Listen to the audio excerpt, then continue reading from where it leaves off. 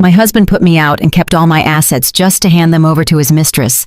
All I have left is a worn-out debit card my father left me. I thought the balance was zero, but it ended up making the bank manager tremble with fear. Come on, tell me where you're watching from. Don't forget to like and subscribe so we can unravel this mystery together. The thick, humid heat of an Atlanta summer hit Zalika's skin the moment she stepped out of the Uber. She had spent 2 weeks in a tiny, dusty town in Alabama, down in the sticks, taking care of her mother who had been critically ill. Now that her mother was stable, Zalika was returning home, longing for the comfort of her luxury penthouse and, of course, her husband, Kwesi. She dragged her small suitcase through the lobby of the Sovereign, one of the most prestigious apartment buildings in Buckhead, right in the heart of Atlanta's wealth. A smile spread across her face when the elevator chimed on the 30th floor. She was exhausted but happy to be home. The hallway was cool and quiet. She arrived in front of door 30A, her penthouse. Zalika dug around in her purse and pulled out the key fob for the apartment. She tapped the card against the digital reader on the door. Beep, beep. A red light flashed. Access denied. Zalika frowned. She tried again. Beep, beep.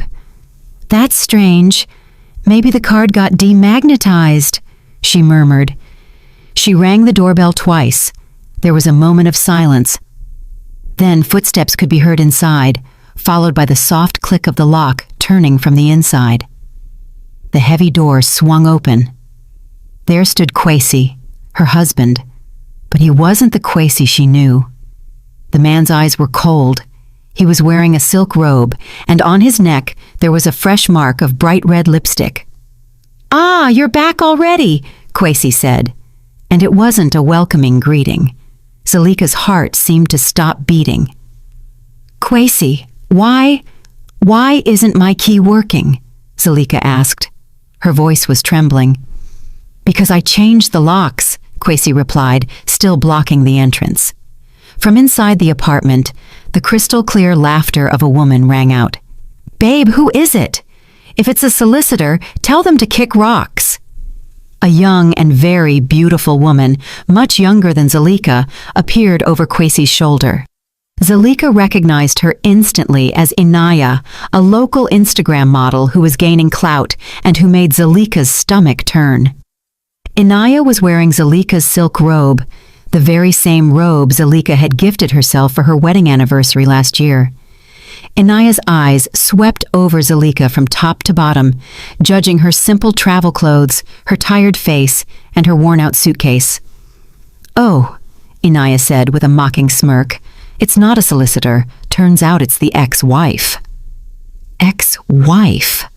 Kwesi, what is this?" Zalika whispered, feeling a stinging burn in her eyes. "Who is she? Why is she in our house? Why is she wearing my clothes?" Kwesi sighed as if Zalika were a trivial nuisance. "Listen, Zalika, this is over. Better we talk downstairs. Don't make a scene here." Kwesi didn't even give her a chance to step inside. He stepped out into the hallway, closing the door behind him, leaving Inaya smiling smugly on the inside. Kwesi didn't speak at all while they rode down in the elevator. Zalika was petrified. Her brain wasn't capable of processing what had just happened. The smell of Inaya's perfume, an expensive scent that wasn't to her taste at all, lingered faintly on Kwesi's robe. The elevator chimed, opening into the busy lobby. It was evening rush hour. A few other residents looked at them with curiosity. Kwesi walked quickly toward a corner of the lobby, somewhat secluded, near a large floor-to-ceiling window overlooking Peachtree Road. Zalika followed him like a robot. "Kwesi, explain this to me," Zalika demanded. Her voice was barely audible. "What is there to explain?" Kwesi said coldly. "Is it not clear? No, you and I are done. Finished. Just like that. After 10 years? After I took care of your mother? After her stroke last year? After building with you from ground zero?" Kwesi let out a cynical laugh. "Building with me from ground zero? Don't be ridiculous, Zalika. I am successful thanks to my hard work. You're just a burden, especially after you spent so much time taking care of your mama in that country town. You forgot your duties as a wife." My duties? Yes, look at you. Kwesi pointed at Zalika with disgust, disheveled, unkempt. I am a major developer. I need a partner on my level, not a housewife like you. Zalika's jaw dropped. The man in front of her seemed like a complete stranger. Inaya? So it's been going on this whole time? Yeah, we've been together a year, Kwesi said, without a shred of guilt. And she understands me much better. Suddenly, a building security guard approached, pushing a small, tattered duffel bag. The same bag Zalika used when they first moved to Atlanta years ago. Kwesi took the bag and threw it at Zalika's feet. The contents spilled out a little, just some old clothes and a wallet. Those are your things, the rest I threw out, Kwesi said. Then he tossed a brown envelope onto the bag. Those are the divorce papers. I've already signed them. Inside is a settlement. All the assets, this penthouse, the cars, the company, everything is in my name. You came into this marriage with nothing. You leave with nothing.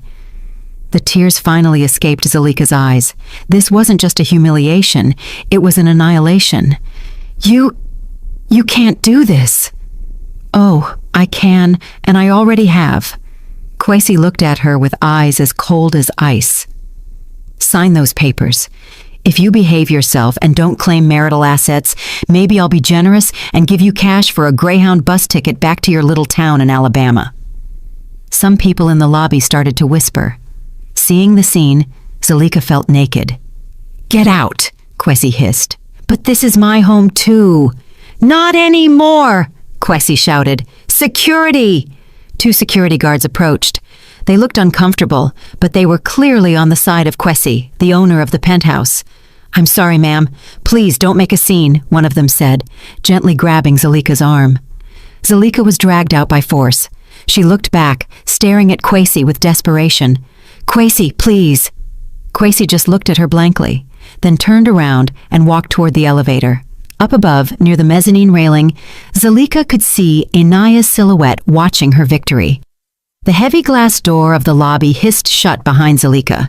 Separating her from the life of the last 10 years, she was thrown onto the busy sidewalk under the Atlanta sky, which was starting to darken, with only a duffel bag of old clothes and the divorce papers that insulted her. Night fell quickly in Atlanta. The streetlights began to flicker on, but for Zalika, the whole world seemed dark. She walked aimlessly.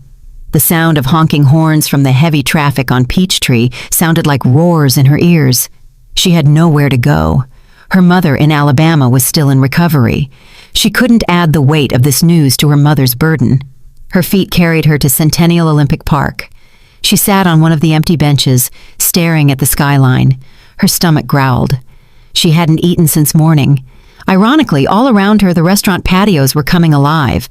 The aroma of barbecue ribs, fried catfish, and waffle cones floated in the air, making her stomach ache even more. People laughed.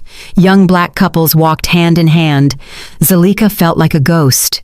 Invisible, non-existent. She opened the wallet Kwesi had thrown at her. Inside was about $10 in cash. Not even enough for a night in a cheap motel on the outskirts. She pulled out her phone. Battery was at 5%. She rushed to open the mobile banking app for their joint account. Balance, 0. Kwesi had cleaned her out, draining every dollar they had together, which also included the savings Zalika had before getting married. A cold, heavy despair wrapped around her. It was over. She was truly at rock bottom. She would be homeless tonight. Tears fell without making a sound. She looked down at the contents of her wallet again. Behind the card slot was a faded photo, a picture of her father. Her father, Tendai Okafor, a simple tobacco farmer and merchant who died 10 years ago, just before Zalika married Kwesi. And behind that photo was something else. Zalika's trembling fingers pulled it out, a faded blue debit card that was already peeling at the edges. The logo was barely legible. Heritage Trust of the South, a small, old regional bank. Zalika was stunned. She remembered now that her father gave her this card when she was 17, back when she was moving out for the first time to go to college at Spelman. "Keep this, my baby girl," her father had said back then, using a loving tone. His voice was soft but firm. This is an account Papa created for you. Never use it unless it is absolutely necessary. Don't mix it with money for your expenses. Imagine it doesn't exist." "How much is in it, Papa?" she had asked curiously. Her father just smiled mysteriously. "Enough to be an anchor. If you ever feel like your ship is going to sink, use this. But as long as you can sail, don't touch this anchor." Zalika never used it. She forgot about it. She was busy with college. Then she met Kwesi, busy building her husband's empire. She always thought the account would have, at most, a few $100s, the remainder of some allowance that wasn't used. But tonight, her ship wasn't just going to sink. Her ship was already blown to pieces. She held the card tight. The $10 in her wallet wasn't enough for anything, but maybe the rest of her father's money would be enough to buy a bus ticket back to Alabama. A small hope, as thin as a thread, began to light up in her tight chest. Zalika didn't sleep all night. She took shelter under the awning of a closed shop, hugging her duffel bag tight, waiting for morning to come. She was dirty, hungry, and scared, but the faded card felt warm in her hand. At 8 a.m., she was already standing in front of the branch of Heritage Trust of the South on a side street in downtown Atlanta.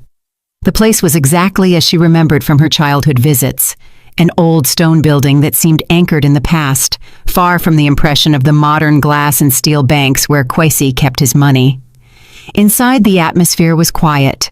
There were only 2 tellers and a customer service desk. The smell of old paper and dust dominated the room. Zalika took a number. She was the only customer. She was called to the customer service desk, manned by a young man in a white shirt. His name tag read, Kofi. "Good morning, ma'am. How can I help you?"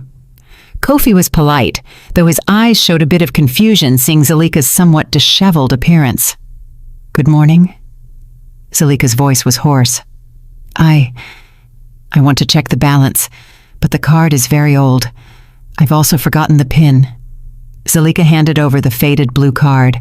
Kofi took it. He turned the card over, frowning. "Wow, ma'am, this card is ancient. This is our old logo."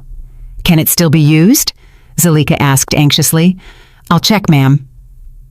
Kofi took Zalika's ID, matching the name, Zalika Okafor. He started typing on his computer. The system seemed slow. Kofi typed, clicked, and then frowned again. That's strange," he murmured. "What's wrong?" Zalika's heart beat wildly. "The data isn't coming up directly. Ma'am, our legacy system is sometimes a little slow. It seems this account is in an inactive or dormant state. How long has it been since there were transactions?" "Maybe 10 years, Zalika replied hesitantly. Kofi's eyes went wide. 20 years. One moment, ma'am. I'm going to try accessing the manual server." His fingers danced over the keyboard again. His computer screen flickered, showing rows of green code that Zalika didn't understand. Silence. Only the sound of the keyboard and the noisy air conditioning could be heard. Zalika bit her lip. "It's over," she thought. "Surely the account has been closed, the money lost." Kofi scratched his head. "How odd. The balance isn't reading, ma'am, but there is a sort of flag, an alert on this account. A high-level alert." "Alert? Does that mean I have debt?" Zalika panicked. No, not debt. I've never seen a code like this." "One moment, ma'am." Kofi typed a series of commands. The computer seemed to think for a moment. Then, on Kofi's screen, something appeared. Kofi's face, which was relaxed before, suddenly changed. He went pale. His eyes opened wide, glued to the monitor. "Mr. Kofi?" Zalika called out. Kofi didn't answer. He seemed frozen. He reread what was on the screen. His mouth opened slightly. Kofi swallowed hard. Suddenly, he stood up from his chair so fast that the chair flew backward, making a loud screech. "Mr. Zuberi! Mr. Director!" Kofi's voice was shrill, breaking the silence of the small bank. He didn't care about Zalika anymore. His eyes were still glued with horror to the screen. A middle-aged black man with a stern look. Mr. Zuberi, the branch manager, stepped out of his office. "What is it, Kofi? Don't shout like that. There are customers," Mr. Zuberi scolded. His tone was flat. "I'm sorry, sir, but you have to see this." Kofi pointed at the screen with a trembling hand. Account in the name of Zalika Okafor. Inheritance from her father, Tendai Okafor. Mr. Zuberi sighed, annoyed at being interrupted, and walked toward Kofi's desk, preparing to lecture his young employee. He glanced at the screen, and then he froze. His professional, rigid face crumbled in an instant. His expression changed from annoyance to confusion, and then to a deathly pallor. He looked at the screen, then looked at Zalika, and then back at the screen. "Ma'am, Mrs. Zalika Okafor?" Mr. Zuberi asked. His voice, previously firm, was now trembling. "Yes, sir," Zalika whispered, scared. "What's wrong? Was my father a criminal?" "Kofi," Mr. Zuberi ordered. "Close your window quickly. Put up the closed sign. Take Mrs. Zalika to my office right now. Don't let anyone see this screen." The order was so urgent and full of panic that Zalika jumped. Kofi, stuttering, immediately put up the closed sign and turned off his monitor. "Come with me, ma'am," Kofi said, now treating Zalika with immense respect, almost with fear. In Mr. Zuberi's cramped office, the door was locked instantly. Mr. Zuberi paced from one side to the other for a moment before finally sitting in his chair. His hands shook slightly as he turned on his desk computer. "Excuse me, ma'am. You caught us by surprise," Mr. Zuberi said. "Actually, what is happening, sir? Did my father leave a huge debt?" Zalika asked. Her voice was on the verge of breaking into tears. "Debt?" Mr. Zuberi let out a nervous chuckle. "No, ma'am, far from it." He turned his computer monitor toward Zalika. Kofi, who was standing in the room, pointed at the screen, holding his breath. "Ma'am, look at this quickly."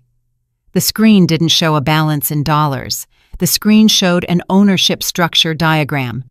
"Ma'am," Mr. Zuberi said, his voice low with astonishment. "This account is not a normal savings account.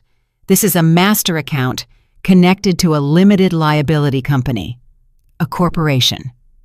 Zalika frowned. "Corporation? LLC?" "Correct. Called Okafor Legacy Holdings, LLC. This company was founded by your father, Tendai Okafor, in 1998 and was left inactive exactly 20 years ago." "But my father was just a tobacco salesman." "That is what he wanted people to know, ma'am," Mr. Zuberi interrupted. "Your father seems he wasn't just a salesman. He was a land broker, a genius one at that." Mr. Zuberi clicked on a tab on the screen. The title was List of Assets, Okafor Legacy Holdings, LLC. Mr. Zuberi continued reading the contents.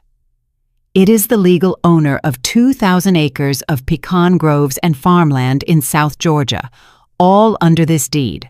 The sole ownership was transferred completely to you as the heir with a special clause." "What clause?" Zalika whispered. "This company activates automatically, and all its assets become accessible to the heir. Only if the heir accesses this master account in a desperate situation, or if the balance of their personal account is zero." Zalika's jaw dropped. Her father had predicted this. She looked at the row of numbers on the screen. They weren't savings figures, but figures of land acreage. She didn't faint. She didn't scream. Zalika simply sat up straight. The hunger, the exhaustion, and the humiliation she had felt for the last 24 hours evaporated. They were replaced by something else, something cold, sharp, and very strong. She remembered Kwesi's mocking face. She remembered Inaya's victory smile. "Mr. Zuberi," Zalika said. Her voice was calm and cold, surprising herself. "Yes, ma'am? How do I activate this company right now?" Mr. Zuberi looked at Zalika with concern. The reaction of the woman in front of him was totally unexpected. She wasn't crying. She wasn't screaming with joy. Her eyes, swollen from crying the night before, now hardened. She stared at the computer screen with a cold, terrifying focus. "Mr. Zuberi," Zalika repeated. Her voice was steady. "What do I need to activate this?" Mr. Zuberi stuttered. Technically, it is already active, ma'am. As soon as you accessed this account with a null personal balance, the clause was fulfilled. Our legal team managing the trust, well, they are already waiting for your instructions. Kofi. The young employee promptly poured a glass of water and placed it in front of Zalika. Zalika didn't drink it. My father, Tendai Okafor. What else do you know about him? Mr. Zuberi opened a drawer, pulling out a thick, dusty folder. Your father was a priority client, long before the term private banking existed. He left this, a letter and legal documents. He said, "This can only be opened by my daughter or by us if she has accessed the account." Mr. Zuberi handed over a yellowed envelope. Zalika's hands trembled as she opened it. Inside was a sheet of paper written neatly by hand. To my baby girl, Zalika, if you are reading this, it means there are two possibilities. First, Papa is no longer here, and you are ready to start your own life. Second, life hasn't gone according to your plans. Papa was a salesman, it's true, but Papa also knew that this world isn't always fair to good black women like you. I saw how they treated your mother. Papa kept a small anchor for you, not to spoil you, but to ensure you have options when you feel cornered. Papa designed the desperate clause on purpose. I know you are smart, but your heart is too soft. I was afraid. If you had wealth, you would attract the wrong man, and if you didn't have wealth, you would be oppressed by the wrong man. Papa failed in one thing. I hope you never need to read this letter.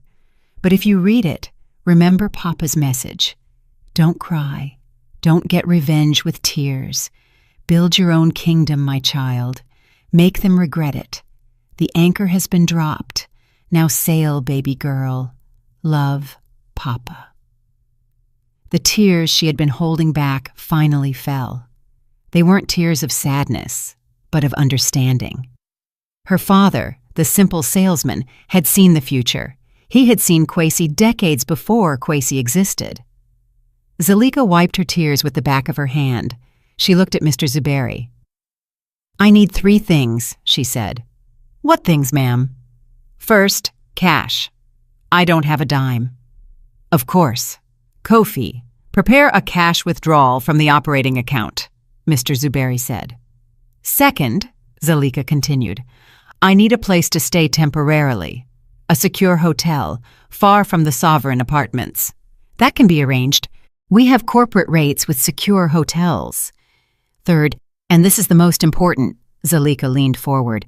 I need all the financial data of Okafor Legacy Holdings, LLC, and I need a recommendation for the best business restructuring consultant, not from around here. I want someone from the Midtown Financial District, someone who doesn't know Kwesi. Mr. Zuberi was stunned for a moment, impressed by the composure of the woman who, 30 minutes ago, looked like a homeless person. I know a name, Mr. Zuberi said. They nickname him the Cleaner. Very expensive, very cold. His name is Sekou. Good, Zalika said. Give me the money, book me the hotel, and organize my meeting with Sekou. Zalika didn't stay at the hotel Mr. Zuberi booked. That was her first step, not being predictable. After taking a considerable amount of cash, enough to make her dizzy if it had been yesterday, she bought a new phone, a new number, and several sets of simple but clean clothes at a nearby mall. Then she booked a room at the St. Regis, one of the most luxurious hotels in Atlanta, under a fake name. For 24 hours, she locked herself in the room. She ordered room service, ate her first decent meal, took a hot bath, and slept. She let her brain process the destruction and rebirth in a single day. The next morning, she didn't call Sekou. She knew someone like Sekou wouldn't be impressed with a phone call. Zalika went to the financial district in Midtown. Sekou's office was in one of the skyscrapers, minimalist, cold, all glass and steel. Zalika, in her new clothes, simple but neat, contrasted with the setting. I want to see Mr. Sekou. I don't have an appointment, she told the receptionist. Mr. Sekou is busy, ma'am. His schedule is full for the next 2 months. Tell him, Zalika said calmly. Zalika Okafor, owner of Okafor Legacy Holdings, LLC, assets of 2,000 acres. This is urgent. The receptionist hesitated, but the words 2,000 acres made her pick up the phone. 5 minutes later, Zalika was ushered into a corner office with a view of all of Atlanta. Sekou was a black man in his mid-30s. He didn't smile. He wore a dress shirt with no tie, but he looked more formal than Kwesi ever did in his suits. His eyes were sharp, analyzing Zalika. "I only have 10 minutes, Mrs. Okafor," Sekou said. His voice was deep and flat. "Okafor Legacy Holdings, dormant company, agricultural assets. What is the problem?" Zalika sat down without being invited. "The problem, Mr. Sekou," Zalika said, "is that this company just woke up. The assets are large, but I don't know anything about pecans, peaches, or how to run it. And I have another problem that must be solved." "What problem?" "My ex-husband, a developer in Atlanta. His name is Kwesi. He demands a share. He doesn't know about this." Sekou raised an eyebrow. "This is interesting. What do you want from me?" "I want you to restructure this company from the ground up, audit everything, make it an active, modern, profitable company. And I want you to be my personal advisor," Zalika said. "I want to know how to use this power." Sekou stared at her for a long time. "I am expensive, ma'am." "I know," Zalika replied. "I don't deal with personal dramas." "I'm not asking you to deal with drama. I'm asking you to teach me how to win a business war. The drama is the bonus." Sekou smiled slightly, his first smile. "When do we start?" "Yesterday," Zalika replied. 2 weeks passed. Atlanta didn't know what was happening in the offices.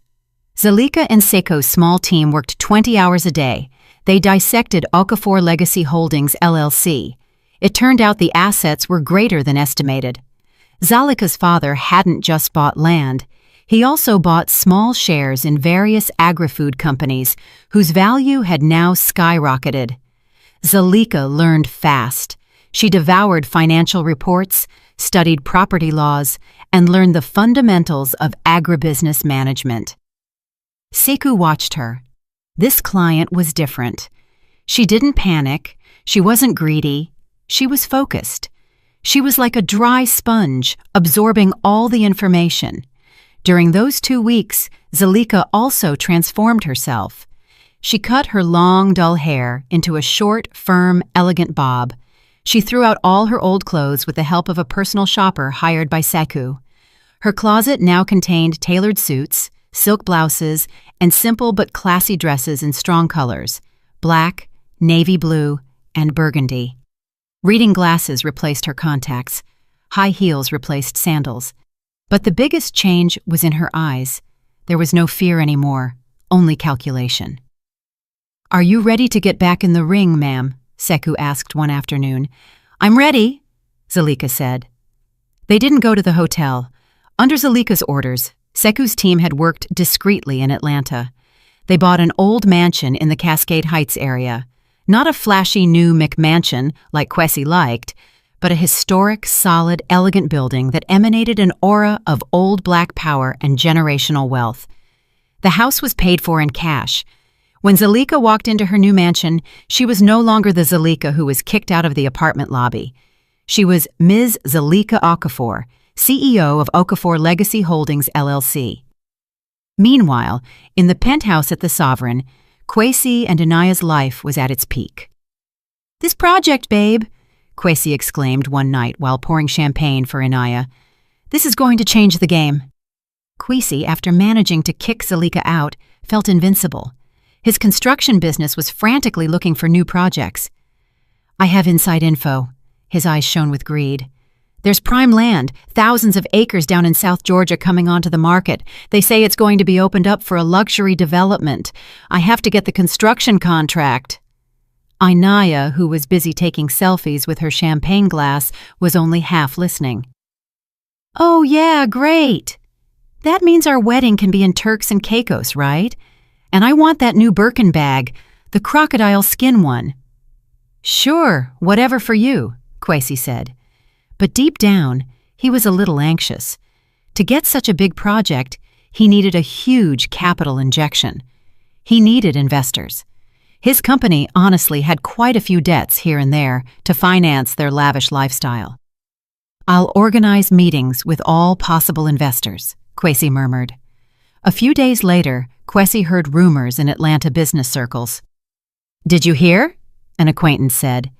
There's a new player in town investing like crazy, bought a mansion in Cascade Cash, brought in a consultant from Midtown, that guy Sekou, the cleaner.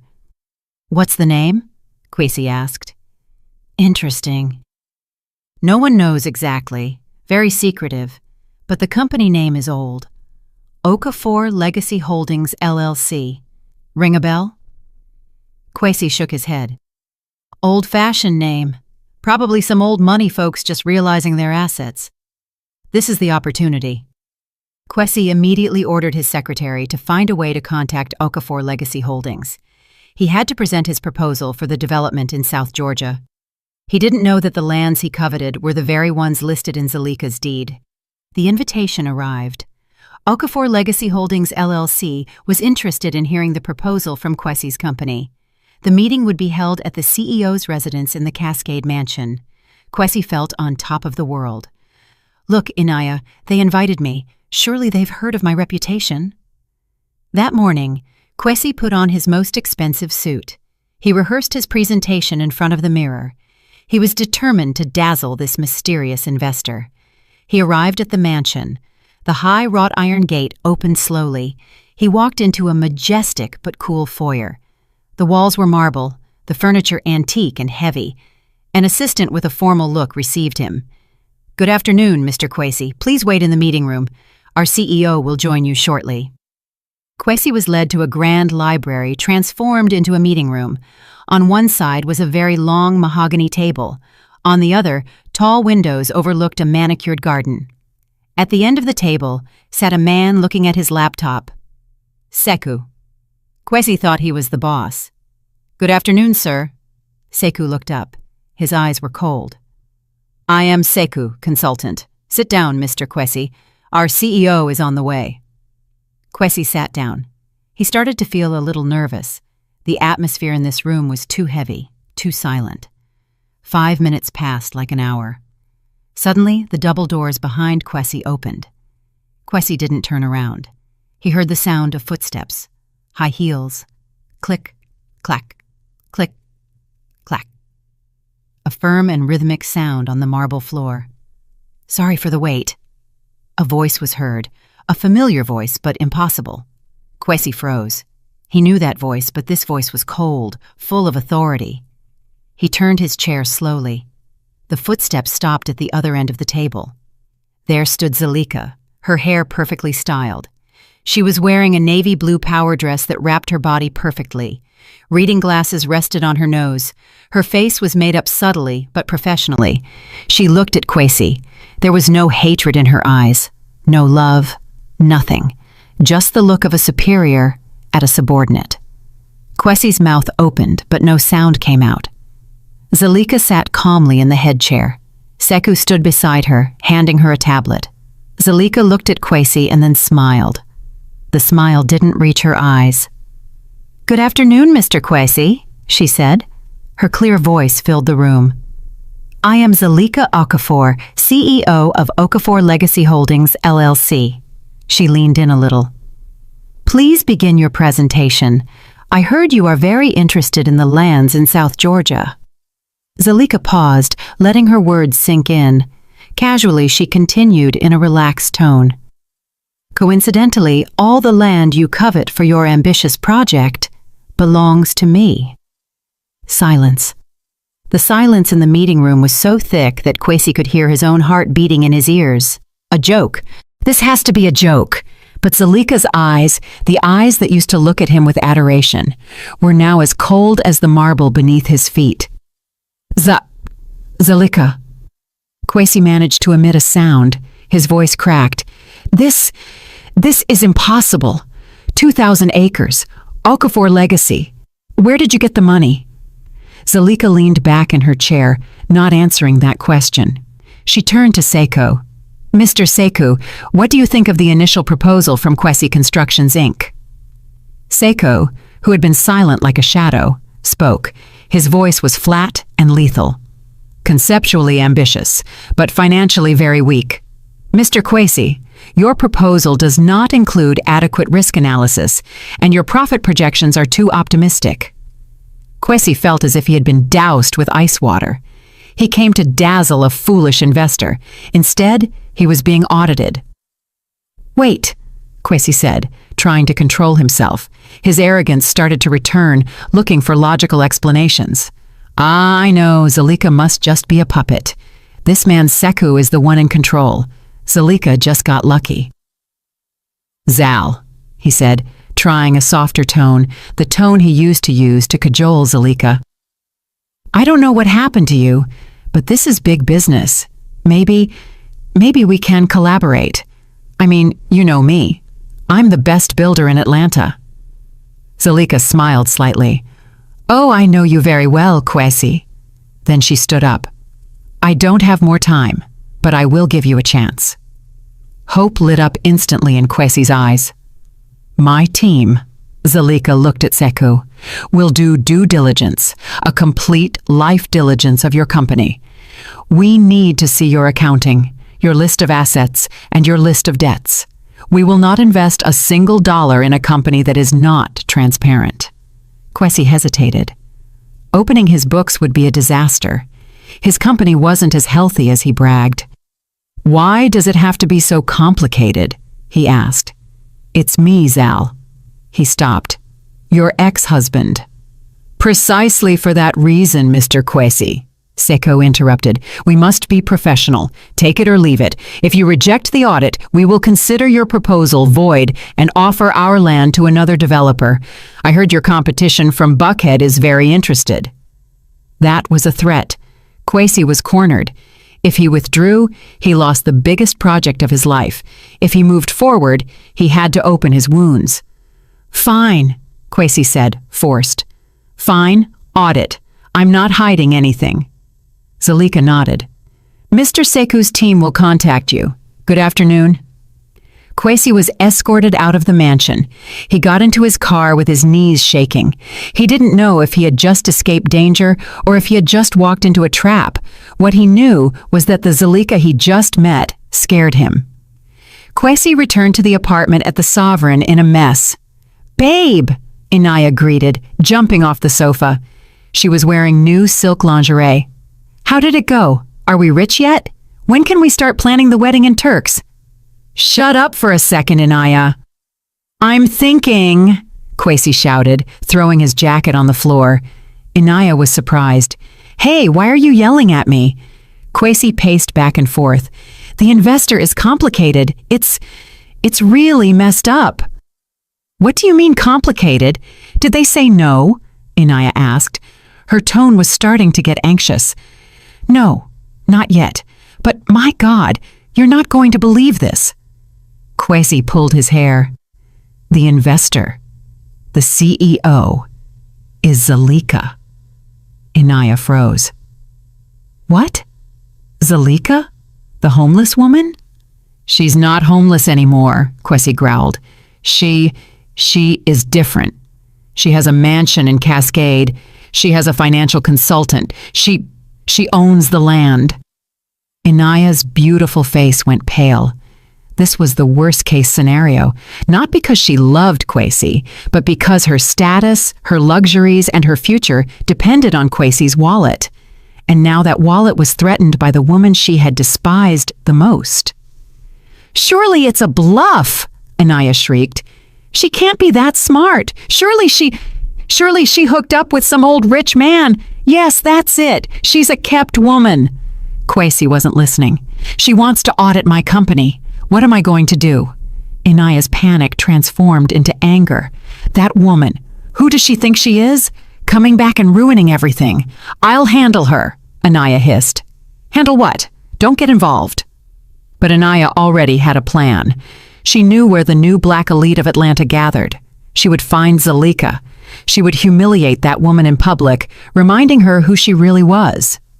A few days later, Inaya, through a friend, discovered Zalika's location, a luxury boutique cafe in the new office area of Buckhead. Inaya arrived with full force, designer clothes from the latest season, a flashy bag, heavy makeup. She saw Zalika sitting alone in a corner, reading documents on a tablet while drinking tea. Inaya slammed her hand directly on the table, making noise on purpose. "Well, well, well. Look who's here," Inaya said. Her voice was projected so everyone could hear. "Mrs. Zalika Okafor, right? Moving fast, huh? Climbing classes, from being thrown out in the lobby to sitting in an expensive cafe." Zalika looked up slowly, looked at Inaya, and then went back to looking at her tablet. She said nothing. That indifference made Inaya even angrier. "Hey, I'm talking to you, heifer, don't play deaf. Who do you think you are, huh? You're bothering Kwesi. Stay away from him, he is mine now." Zalika sighed. She put down her tablet. "Yours?" Zalika asked. Her voice was calm. "Things that are owned are usually objects. Miss Inaya isn't human. Don't give me lessons. I know your game. You came back to steal Kwesi from me again, right? Because he's successful." Zalika let out a little chuckle, a cold laugh. "Steal Kwesi, Miss Inaya? Why would I bother picking up the trash I already threw out?" Inaya's face turned red. Zalika stood up. Now she was at eye level with Inaya.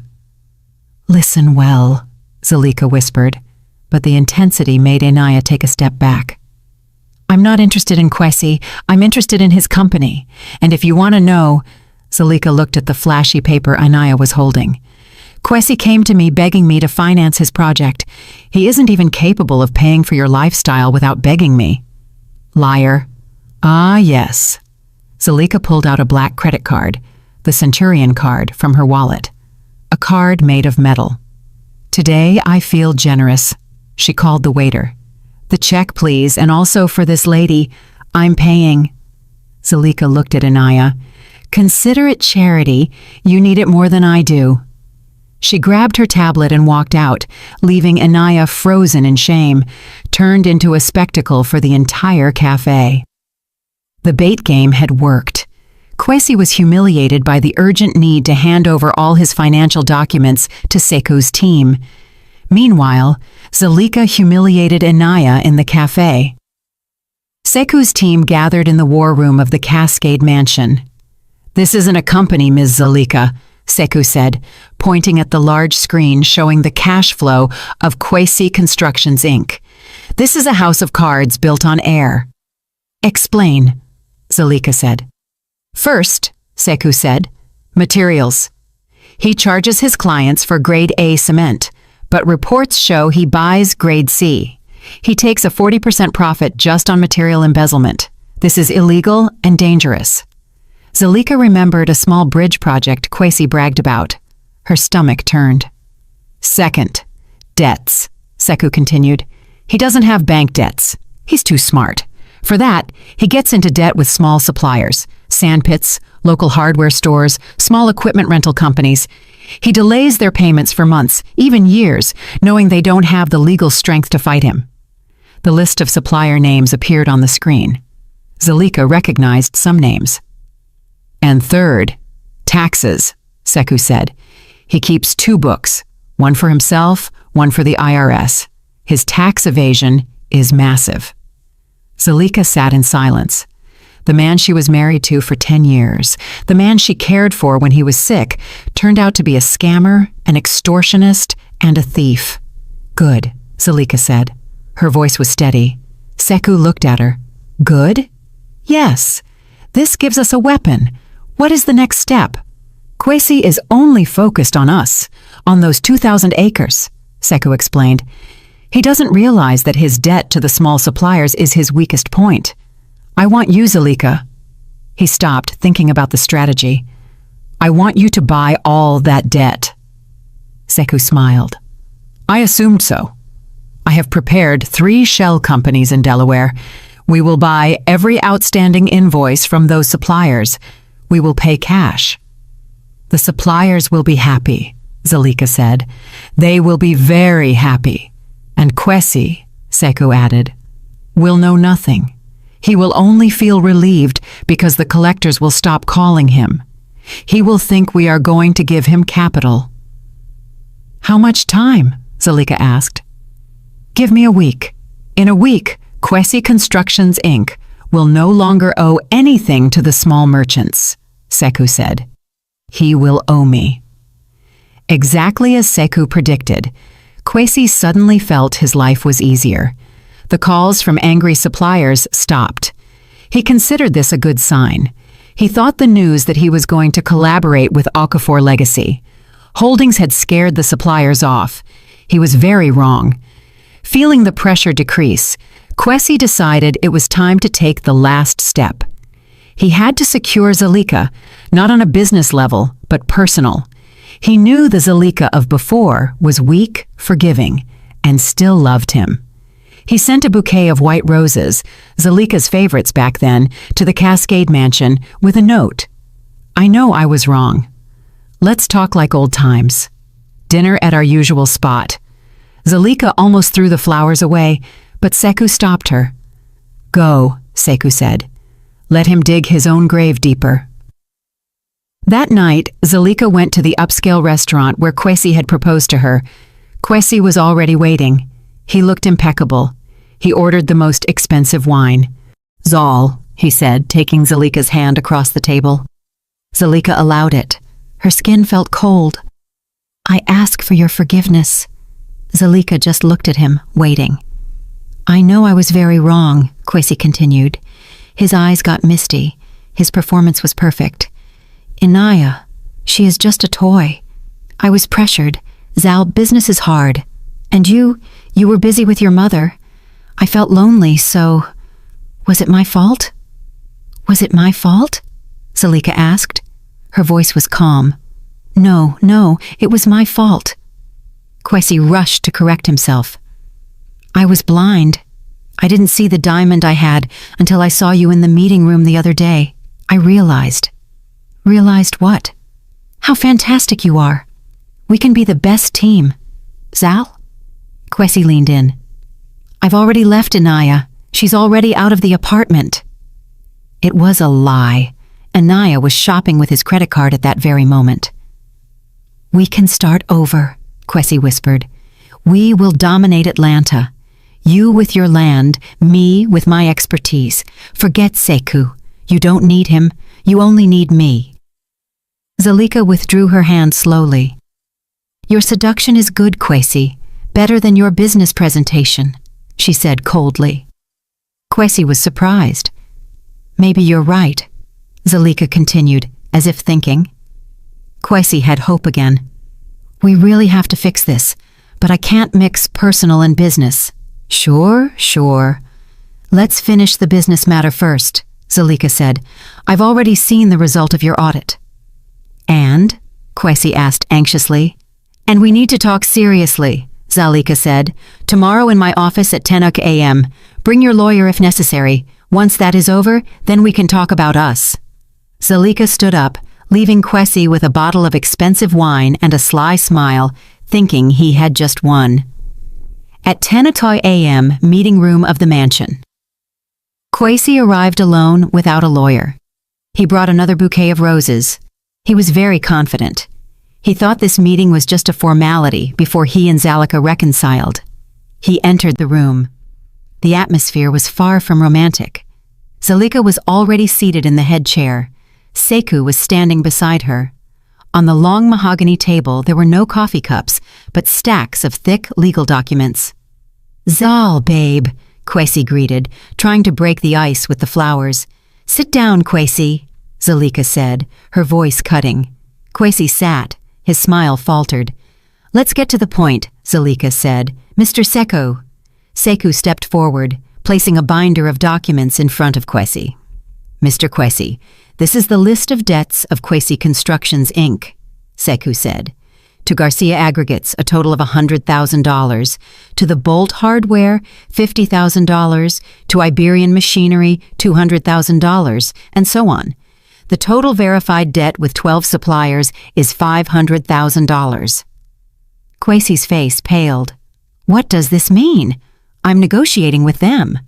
They no longer need negotiation, Zalika interrupted, because everyone has been paid in full. Kwesi looked at Zalika confused. Paid by whom? Zalika pointed to herself. By me. Sekou pushed the second binder of documents. Through 3 investment companies affiliated with Okafor Legacy Holdings, LLC. We have acquired or bought all those outstanding invoices. Copies of the debt assignment deeds are in front of you. Kwesi opened the first sheet. His heart seemed to stop. In other words, Kwesi? Zalika leaned in, looking directly into the eyes of the man who had destroyed her. Your company no longer owes anything to those small merchants. Zalika paused, letting the silence fill the room. Your company now owes me. Me. Kwesi couldn't breathe. I can pay. I can pay in installments. Oh, of course, Zalika said. But I'm not interested in doing business with you, and I'm not interested in getting back with you. I want my money back. She slapped the documents in front of Kwesi. According to the assignment clause, this debt is due. Now, you have 24 hours to liquidate those $500,000 in cash. 24 hours? That's impossible. No one has that much cash, Kwesi shouted, finally panicking. I do, Zalika replied coldly. You set a trap for me. A trap? Zalika stood up. I am only claiming what is my right, just like you kept all my rights before. If in 24 hours you cannot pay... Zalika put the third binder of documents on the stack. Our legal team will immediately register the lien on that penthouse in the Sovereign on your office and on all your heavy machinery. Good morning, Mr. Kwesi. 24 hours. Kwesi never knew how short 24 hours were. After leaving Zalika's mansion, he didn't go back to the apartment. He panicked. He spent the first hour driving aimlessly, cursing Zalika, Sekou, and the whole world. The second hour, he started calling. He called his bank manager. I need a loan of $500,000. The collateral is my project in South Georgia. The bank manager laughed on the other end of the phone. Kwesi, don't joke. You don't have that project secured yet. Besides, your credit limit is already tapped out to finance. Well, you know. Kwesi hung up the phone abruptly. From the 3rd to the 10th hour, he spent calling all his business contacts. Every friend he had invited for expensive wine, every small official he had tipped. The answer was the same. Oof, tough, Kwesi. Or, sorry, I'm out of town. Or they didn't pick up the phone. The news of his downfall, which somehow started at the mansion meeting, spread faster than fire. Hour 11. In his desperation, he returned to the penthouse. Inaya was trying on a new dress she had just bought that afternoon. How does it look, babe? Nice, right? Sell it, Kwesi shouted. What? Sell it all, Kwesi shouted with red eyes. Sell your bags, sell your jewelry. We are bankrupt. Inaya's face paled. These are gifts, not investments. Are you crazy? Zalika set a trap for me, Kwesi raved. That snake woman bought my debts. She gave us 24 hours to pay $500,000. Inaya didn't care about the debt. She only heard one thing. The money ran out. At 10 o'clock a.m. sharp the next day, exactly 24 hours later, the doorbell of his penthouse rang. Kwesi, who hadn't slept all night, opened it. He hoped it was Zalika, coming to cancel her threat after softening up. No. In front of the door was Sekou, calm as a statue. Behind him, 2 well-dressed lawyers and a man in an official uniform holding a thick folder, the sheriff's deputy. Your time is up, Mr. Kwesi, Sekou said flatly. Wait, I need time. Time is a luxury you didn't give Zalika, Sekou interrupted. He took a step forward. According to the order from the Fulton County Superior Court, we are here to execute the lien on this asset. The deputy began putting seizure stickers on the wall of the apartment foyer. No, this is my house, Kwesi shouted. Technically, it is the collateral for your debt to my client, the lawyer corrected. You and this young lady, he looked at Inaya with disdain, are required to vacate these premises in 1 hour. Take your essential personal effects. 1 hour later, the scene in the lobby of the Sovereign turned into a spectacle.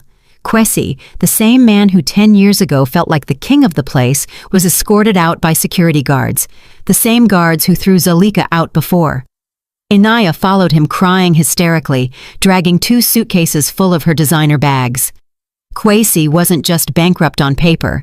Now he was literally on the street, back at the ground zero he created for Zulika. On the hot sidewalk in front of the lobby, the real drama had just begun. "This is all your fault!" Inaya shrieked, hitting Kwesi's chest. "You said you were rich! You said you were great! Turns out you're just a scammer!" Kwesi, who had already lost everything, unloaded his remaining anger on the only target left. "My fault? Your fault? Who asked for Birkin bags every week? Who asked for vacations in Turks? You made me spend. Parasite! Parasite!" Inaya's jaw dropped. Their fight was so loud it became a public spectacle. They didn't realize that across the street someone was recording the fight with their phone. "I didn't sign up for this!" Inaya shrieked. "I'm done!" She dragged her suitcase, trying to hail a cab. "Where are you going? You won't survive without me," Kwesi mocked. "You'll see." Inaya went to a luxury hotel, trying to book a room with the unlimited credit card Kwesi gave her.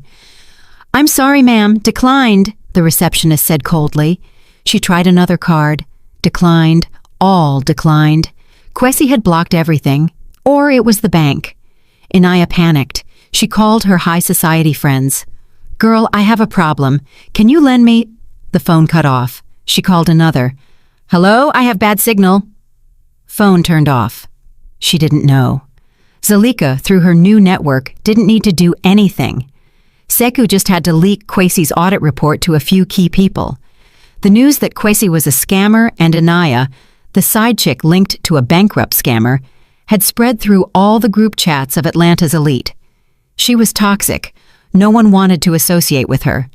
That night, the recording of her fight with Kwesi in front of the building went viral on local gossip blogs. Her beautiful face was now associated with bankruptcy and cheap drama. Her modeling career was finished. The doors of the high-class world closed.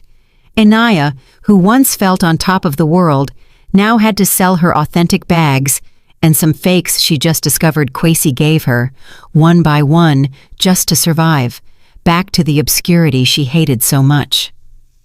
2 weeks after the seizure, Zulika sat with Sekou in the meeting room of her mansion.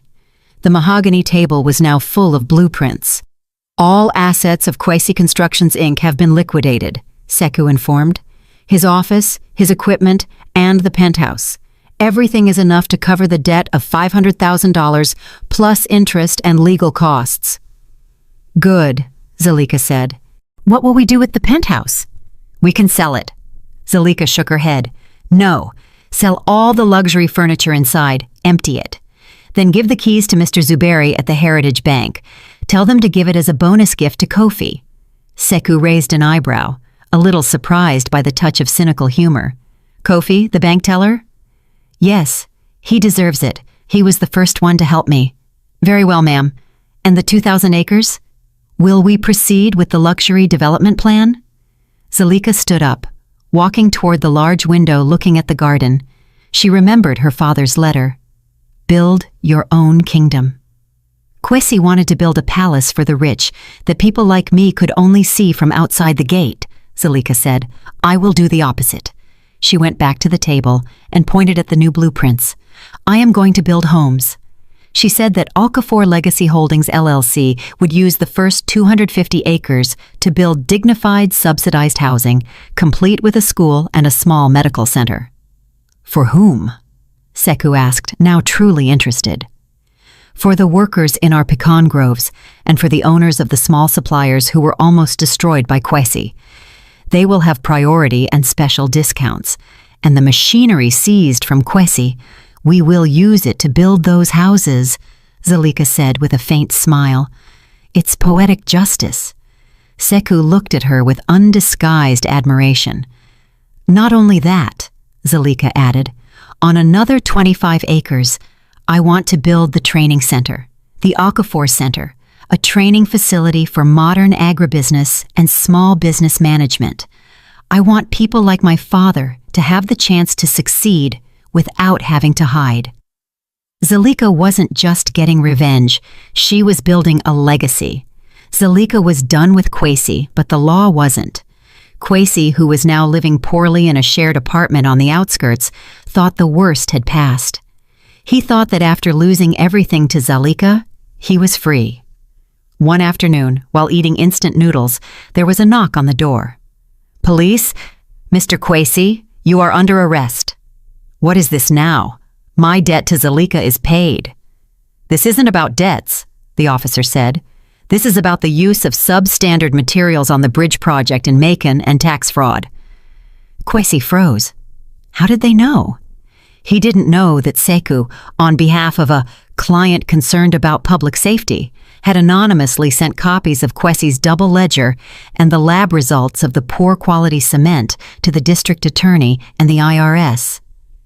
"He built a bridge that could collapse, Sekou," Zalika had said at that moment. "It could kill people. This is no longer about him and me. It's about justice."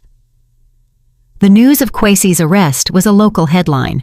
"Elite developer falls. Alleged corruption and fraud." In her mansion, Zalika watched the news on the large TV. She looked at Kwesi's face, gaunt and angry, being escorted away. She felt nothing, neither anger nor satisfaction. That chapter was finally closed. She turned off the TV. 1 year later, Okafor Legacy Holdings LLC was no longer a dormant and mysterious company. The company was now one of the new economic pillars in the South. Zalika had revolutionized her pecan groves with sustainable practices, raising wages for workers and building modern facilities. The Okafor Training Center had already opened, and the first class had graduated. The first phase of subsidized housing was full. Zalika was no longer called Madam Director with a tone of fear. The old workers called her Ms. Zalika, or Ade's daughter, with respect and affection. She was standing on a hill on her farm, looking at the green expanse under the afternoon sun. She was no longer the disheveled woman in the lobby of the Sovereign, nor the cold woman in the meeting room. She was Zalika, complete. Footsteps were heard behind her. "Zalika, the view is beautiful," Sekou said. He was no longer wearing a formal suit, just a casual linen shirt. Now he spent more time in the country than in Atlanta. "Yes," Zalika said, smiling, a sincere smile. "My father called this an anchor. Turns out this anchor can be used to build many things." "You have built your kingdom, Zalika," Sekou said. "We," Zalika corrected. "We built it." Sekou smiled. "My team in Atlanta keeps asking when I'm coming back. Seems I need to give them an answer." "And what is your answer?" Zalika asked, looking at him. Sekou didn't answer with words. He took a step forward, looked at Zalika, and then held out his hand. "I am no longer needed as a consultant. The cleaner," they said. "No," Zalika replied, accepting his hand. The grip was firm. "Now I need you as a partner." They stood there, watching the sunset over their kingdom, a kingdom that wasn't built on greed or lies, but on the rubble of betrayal and raised again with the foundations of justice and a new legacy. Did you like the story, and which city are you listening from? Let's meet in the comments. If you like the story, you can support me by sending a super thanks so I can keep bringing more stories like this. Thank you so much for your sweet support. I'm looking forward to your comments on the story. On the screen, you can see 2 new life stories that I highly recommend. There's so much more on my channel. Don't forget to subscribe. See you in the next life story with love and respect.